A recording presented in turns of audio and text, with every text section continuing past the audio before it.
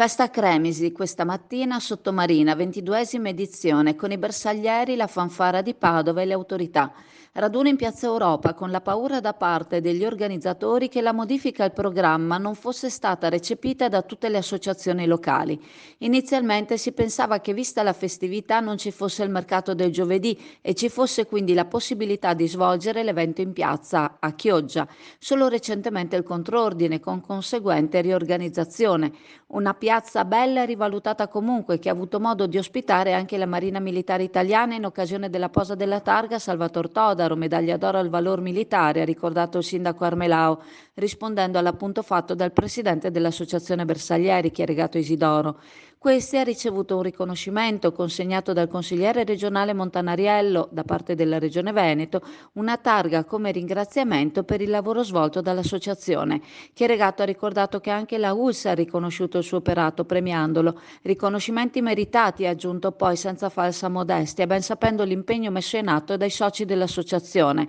L'alzabandiera e la posa della corona dall'oro sono state accompagnate dalla fanfara, il gruppo di Padova che il prossimo anno festeggerà i 100 anni dalla fondazione. I gruppi si sono ritrovati in Piazzale Europa, da qui fino a Piazza Todaro, di buon passo attraversando Campocannoni e via San Marco, corteo preceduto e seguito dalle auto della polizia locale. L'ultimo tratto, come tipico dei bersaglieri, è stato fatto di corsa, anche dai veterani che portavano fieri il loro labaro. Nonostante nella locandina fosse stato specificato che il semaforo dovesse essere rispettato, ciò si è dimostrato impossibile da realizzare a causa della lunghezza del corteo, che per forza di cose ha finito per bloccare il traffico per il tempo in cui gli uomini già in piazza hanno preso il posto. Il tutto sotto la supervisione attenta e puntuale della polizia locale. La benedizione della corona d'alloro ai caduti da parte di Don Michele della vicina Basilica di San Martino è stata seguita da un omaggio consegnato al parroco da parte dei bersaglieri, un cuore rappresentante la loro patrona, la Madonna del Cammino. Al termine la Santa Messa solenne e poi il rancio. Allora, siamo alla Cama, Pescheria Cama, qua ai saloni, e la Cama ha deciso di iniziare il servizio di pulizia del pesce. Quindi una persona viene qua, il cliente viene qua, può vedere il pesce, lo può ordinare e gli viene pulito. Ovviamente si comincia giovedì 15 dicembre e ci sarà per tutte le festività natalizie. È assolutamente obbligatorio prenotare prima, perché altrimenti in questi giorni c'è l'arembaggio e quindi non è possibile fare le cose immediatamente. Quindi la prenotazione si chiede almeno il giorno prima e al numero WhatsApp 334 6698 158. Vi ricordiamo che venire qui in pescheria è comodissimo, c'è un ampio parcheggio, quindi evitate qualsiasi tipo di stress. Ripetiamo, è assolutamente obbligatorio la prenotazione per la pulizia del pesce. Se qualcuno giustamente vuole prima venire a vedere il pesce, voi sapete che qua avete il prezzo, avete la qualità, viene, acquista e ovviamente per la pulizia passa magari il pomeriggio o passa più tardi. Ciao a tutti e buona continuazione. Alle 14 di giovedì il mercato deve aver già tolto le tende, in quanto a quell'ora il corso riapre nella parte che dal Duomo giunge a San Giacomo, ma il giovedì alle 14 il mercato è ancora in fase di smantellamento, con tutti i disagi conseguenti per le persone che devono muoversi in auto e devono farlo passando per il corso. Molti furgoni a quell'ora stanno ancora riponendo la merce e hanno ancora fuori gli arredi, talvolta anche i banchi. Oggi, come si vede nel video, è stata posizionata anche la transenna a San Giacomo, mentre alcuni furgoni dovevano ancora sbaraccare. Anche quest'usanza è figlia della mancanza di controllo, che genera caos, disordine e disagio, a cui ci si adatta. Mancanza di personale per controllare, mancanza di educazione sociale e rispetto delle regole. L'orario in cui gli stalli sono riservati ai furgoni va dalle 7 alle 14. Alcuni si posizionano prima e a quanto pare molti si tolgono dopo. A quanto pare senza controllo le regole sono fatte per essere infrante. Già non tutti in centro amano il disagio alla viabilità che si ripete tutte le settimane. Questo lassismo non fa che aumentare l'incapacità di sopportare più del necessario. Alle 14:30 alcuni furgoni occupavano ancora i loro stalli in fase di preparazione per il rientro.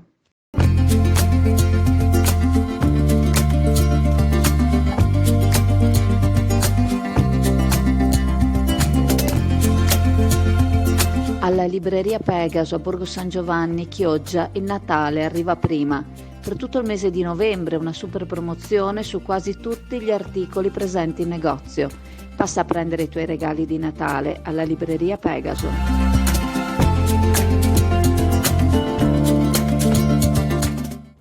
Periodo di Open Days per la scelta degli istituti scolastici, in cui ogni istituto sfodera le sue armi migliori proponendo progetti, idee e realizzazioni in modo da attrarre gli studenti. Alla Pascoli, scuola secondaria di primo grado, gli Open Day si terranno il 13 dicembre e l'11 gennaio dalle 16:30 alle 18:45, incontri allietati dalle musiche della banda giovanile cittadina. Tanto spazio quindi ai laboratori, robotica, inglese, arte, musica e lettura animata, il tutto volto per favorire l'accoglienza e la socializzazione, sviluppare la creatività e il gusto estetico. Riapre l'Indiga Sottomarina, pronta per affrontare l'inverno con il servizio bar, il ristorante e poi pizza, snack e gelati a non finire. All'Indiga troverai ad accoglierti l'ampio parcheggio automatizzato dotato anche di colonnine per la ricarica delle auto elettriche. All'Indiga lo staff ti aspetta per servirti al meglio a partire dalle 7. Buonasera a tutti, e qui abbiamo Emanuele che ci dà un attimo gli aggiornamenti del meteo. Ciao Andrea, ciao a tutti e buona giornata e buon ponte dell'Immacolata a tutti. Una giornata sostanzialmente che trascorrerà all'insegna del tempo abbastanza buono, anche se naturalmente abbastanza freddo, con temperature che sono ben scese durante la notte. Tutto sommato quindi un buon soleggiamento in mattinata per buona parte del pomeriggio e poi lentamente andrà peggiorando per portarsi verso la pioggia in nottata. Perché? Perché il tempo sarà contrassegnato dall'arrivo di una perturbazione piuttosto incisiva atlantica con correnti molto temperate al seguito, ma che si scontreranno con le prime avvisaglie di quello che sarà il freddo dei prossimi giorni. Quindi avremo una perturbazione che ci interesserà per buona parte di domani, sabato e anche domenica a più riprese con qualche intervallo un pochino più asciutto, ma sostanzialmente un ponte dell'Immacolata che sarà compromesso nel suo insieme. Quello che ci interessa più da vicino però è da vedere quello che sarà la configurazione dei prossimi giorni, quindi da domenica in poi, quando assisteremo anche a un crollo delle temperature dovuto alla discesa di aria molto fredda di stampo artico-continentale dovuto a un'alta pressione a livelli artici. Questa aria fredda dilagherà su buona parte anche del nord Italia entro domenica sera, dando luogo anche a qualche spolverata di neve su zone di bassa collina, se non al piano probabilmente nel Friuli Giulia, nella parte est del Veneto, ma staremo un po' a vedere. Quindi sostanzialmente un peggioramento abbastanza incisivo, con una giornata molto piovosa domani, anche con una punta mi sembra di marea domani mattina verso le 8:30, 9. Probabilmente il Mose verrà alzato visto che siamo sui 110 centimetri. Poi una pausa tra la serata di domani e buona parte della mattinata di sabato. Di nuovo precipitazioni sabato pomeriggio su domenica e domenica che sarà sostanzialmente compromessa. Questo è quanto. Ciao.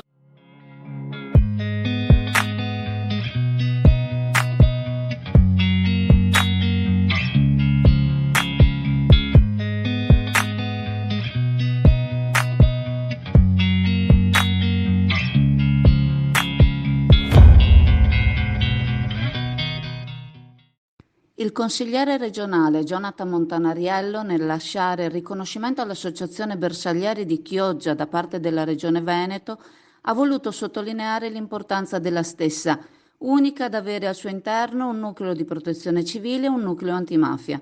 La Regione è molto sensibile al tema, avendo un osservatorio antimafia che collabora con le forze dell'ordine.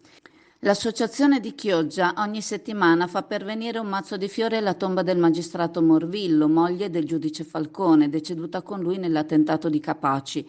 Il riconoscimento va al merito delle iniziative fatte, anche formative, presso gli istituti scolastici, ma anche alle altre attività, dalla Guardiania San Domenico alle attività svolte durante il periodo Covid, che rendono l'associazione parte integrante della nostra comunità. Montanariello è iscritto all'associazione, partecipa anche ai raduni nazionali, quest'anno svoltosi a Cuneo. In cambio dell'omaggio fatto all'associazione, la stessa ha voluto ricambiare, donando un crest al consigliere regionale.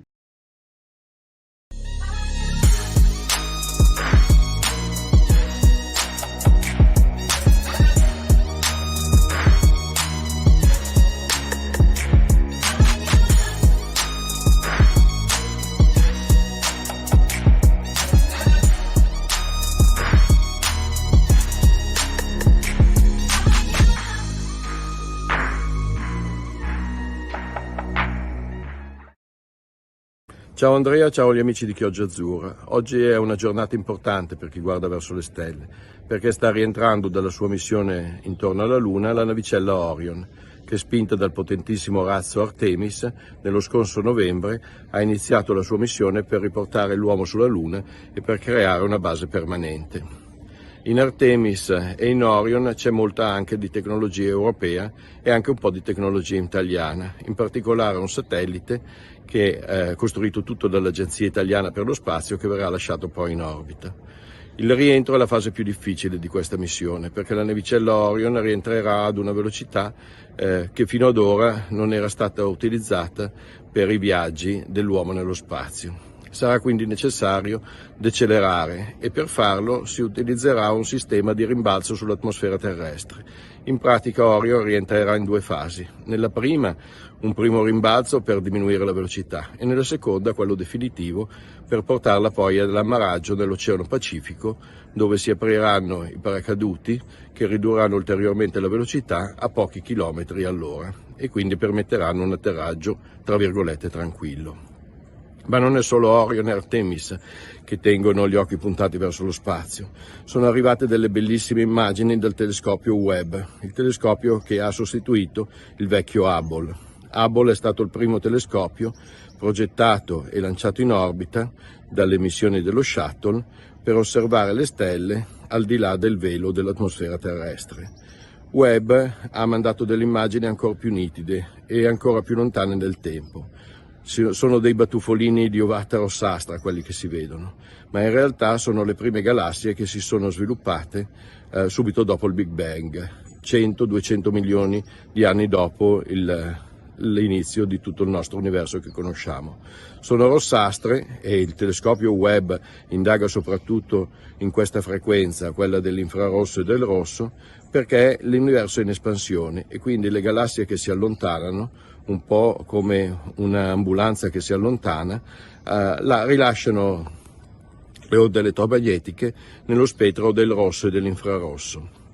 Ecco perché a noi appaiono di questo colore, ma le immagini di Webb sono ancora più belle.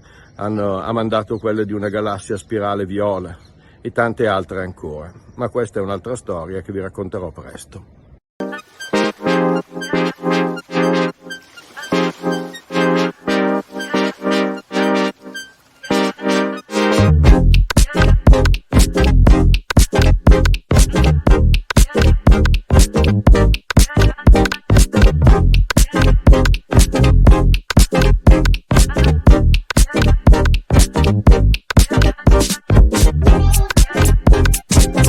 Dalla cartoleria Pegaso a Borgo San Giovanni, cartoleria, mi raccomando, guardate qua, vedete se riconoscete, questa è la cartoleria, dalla cartoleria Pegaso, tante novità per questo Natale ma anche per il prossimo anno.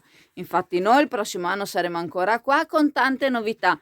Una tra queste probabilmente sarà che terremo i testi scolastici.